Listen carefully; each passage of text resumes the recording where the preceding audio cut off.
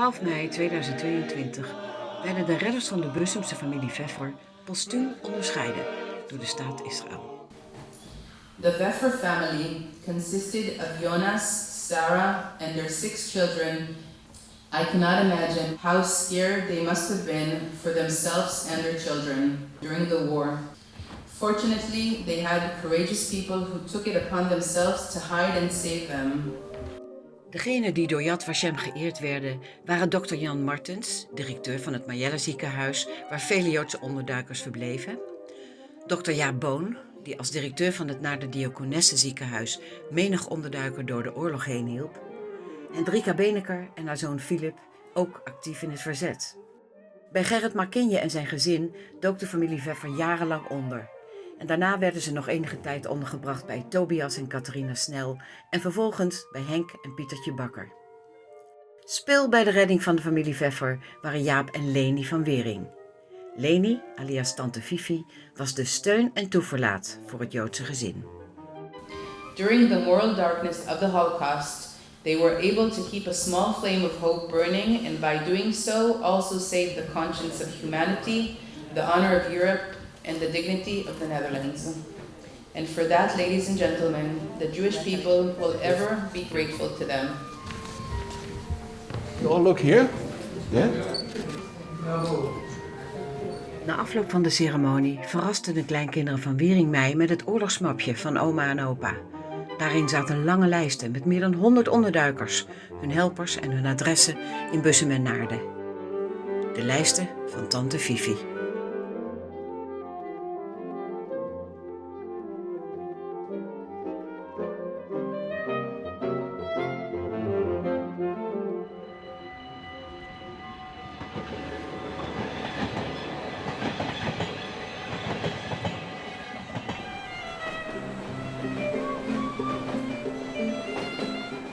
In het dorp Bussum, niet ver van Amsterdam, woonde aan de stationsweg de familie Veffer met hun 6 kinderen.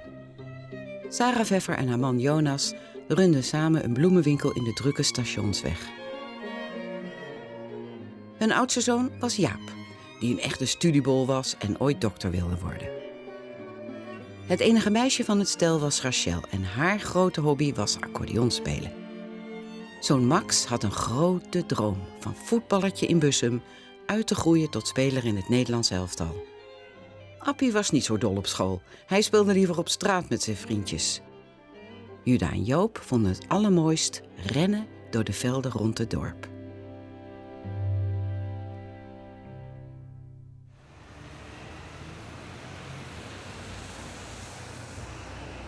Shmuel Veffer, kleinzoon van Jonas en Sarah, woont in Israël. Samen met 3 van zijn kinderen en een kleinzoon brengt hij een bezoek aan Bussum. Om te beginnen met de plek waar ooit de winkel van de Veffers stond. Hi. My name is Shmuel. Hi. And we're not here to buy a guitar. We're actually visiting. But my grandfather had a flower shop right before the war. Yeah. So I wanted to bring my daughter and my grandson to come here and just spend a couple of minutes just to be here. All right. No, that's all right. Now it's a guitar shop. I play the guitar, but not in a long time. Okay. But this was a good spot for, I guess it's a good spot for any store because all the traffic from the train, especially for flower shop. You're coming home, you got to bring the wife flowers, or you're going to visit your grandmother, you got to take some flowers. So this is where they were. Yeah, and they lived upstairs above the store. So it must have been a busy flower shop. My father opened up a flower shop in Canada after the war. Okay. So what happened was they had very little well, they knew the Nazis came in and things were closing down, and eventually the Nazis painted Jude on the window with a Jewish star. So right on that window. And So that nobody would buy. Yeah, so nobody would buy from them. But people still did. Meaning the non-Jewish community, you put Jude on the window, they're gonna come on purpose just to buy, right? To defy the Nazis. So what happened was they got noticed very quickly. They had to go into hiding. As normal as it is now, it was in 1930 and it was in 1939. It was, and all of a sudden this crazy thing happened for 3 years. Insanity.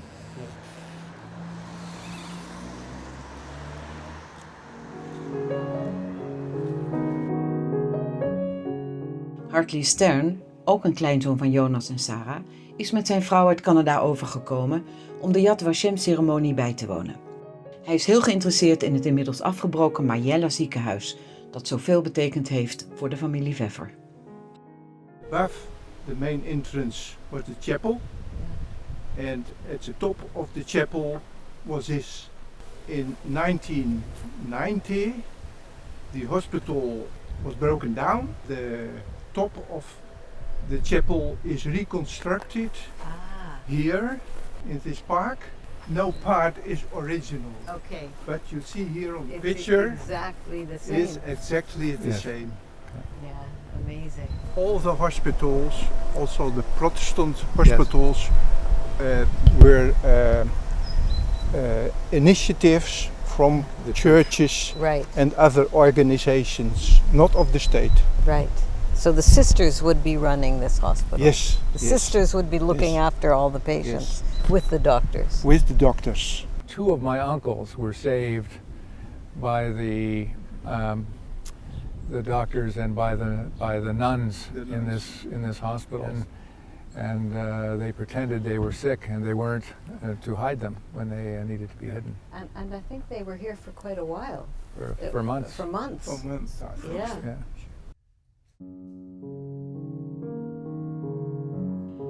Nadat het verspreid onderduiken te riskant was gebleken, kwam de familie in zijn geheel terecht in een huis aan de Vaartweg in Bussum. Daar zouden ze ruim 2 jaar blijven, in een kamer op de eerste verdieping.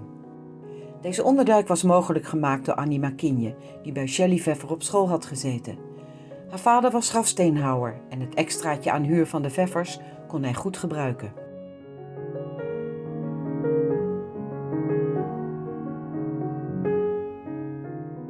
Ruim 2 jaar bracht het gezin door in de kamer van het huisje aan de vaart.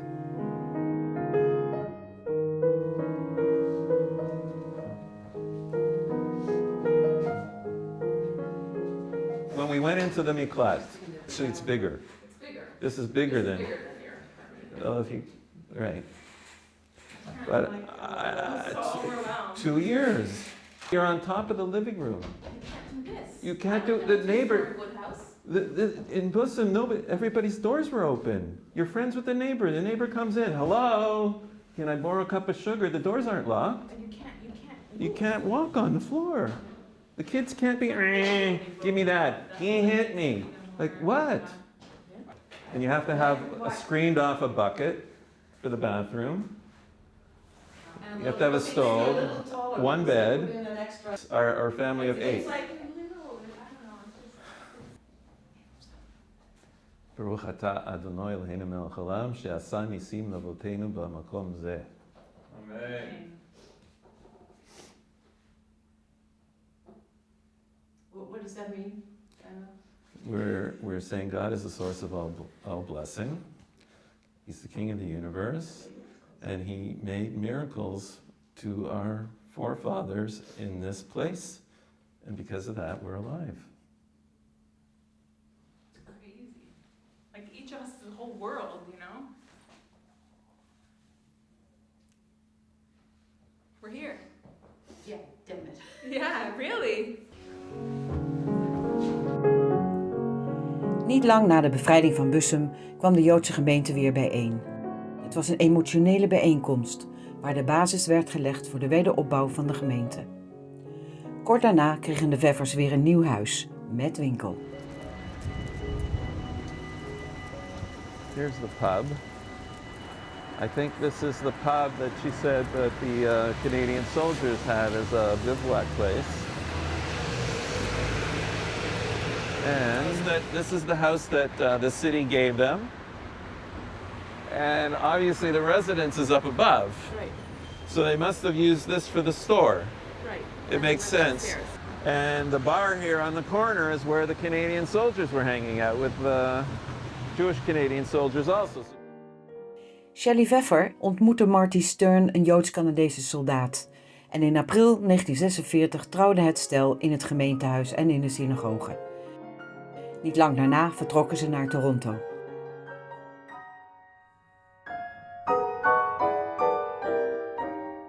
De andere familieleden zouden al gauw volgen en de Veffers bouwden een nieuw leven op in Canada. Bij de kleinkinderen van Tante Fifi duiken we nog eens in de documenten en foto's uit het oorlogsmapje. Dit is familie Veffer. Ja. Dit is de familie nadat de dochter met haar man is geëmigreerd, want hier staat ze niet op. Wat hier dus zo mooi aan is aan deze foto, dat je dus de kinderen op een wat latere leeftijd ziet. Want ik heb eigenlijk alleen nog van voor de oorlog de foto's. Ja. En dit is dus in 46 gemaakt. Er is Nee. niemand meer van hun in Nee. leven. Nee. De enige die, dus dat zijn de kleinkinderen. Ja, tuurlijk. Ja. Op de lijsten van Tante Fifi kwamen andere Veffers voor en zussen van Sarah, die ook ondergedoken waren in Bussum. Tussen de stukken zat een merkwaardig document. Ja, dit was gewoon... Nou, wat is dit dan? Dit is Een menukaart. Dit is Deborah, die ligt dus in Bussum begraven. Hij is naar Canada gegaan uiteindelijk. En dit zijn zijn twee zussen, dit is de zoon en dit waren die grootouders. Ja. En die hebben daar een diner gehad en een zweminrichting. Nou, ook zwemgebak. Ja, Dus, dus geen idee wat dat precies we snappen betekende. het grapje niet. Inmiddels is bekend dat de familie Vrij en een aantal anderen in de Kruislaan in Bussum waren ondergedoken. Het huis lag vlakbij het zwembad en misschien vond het diner wel plaats in het leegstaande entreegebouw van het zwembad. Wie weet.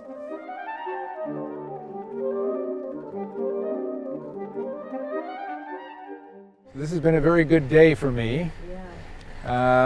I went to the synagogue where my mother married my father, and now I'm at the hospital where two of my uncles were born. Yeah. This has been a very ecumenical day. A Jewish synagogue and a Catholic hospital were all part of the fabric of my life.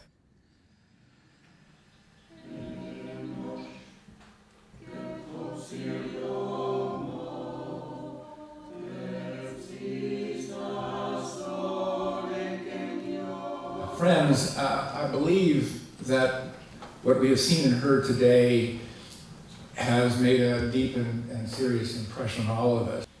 It is not conceivable that a family of 8, my mother, Rachel, Shelley, my 5 uncles, and my grandparents, it's not conceivable that 8 people could have been hidden without the rest of the city of Bussum understanding and knowing, and they kept quiet, and they weren't found out. So I thank the community of Bussum, who we're not honoring today, but who quietly supported the heroes that we're here to talk about today.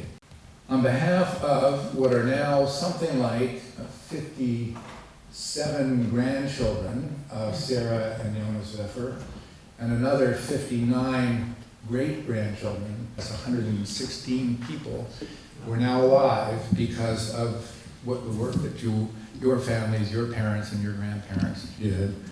I say bedankt.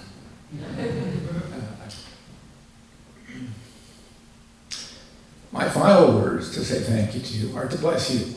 And so I'm offering you in Hebrew and then in English, the blessing that I would say over my children as if you were my own children.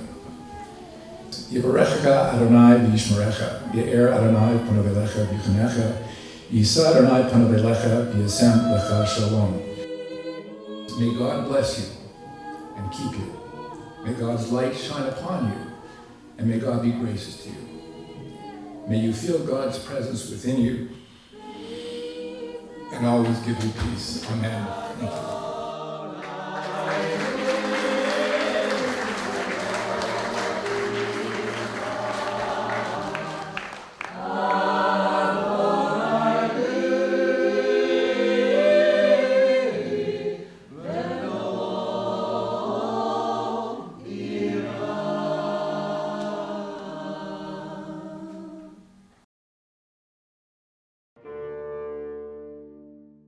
In de volgende afleveringen krijgt u meer te horen over de mensen die gered zijn van de lijsten van Tante Fifi.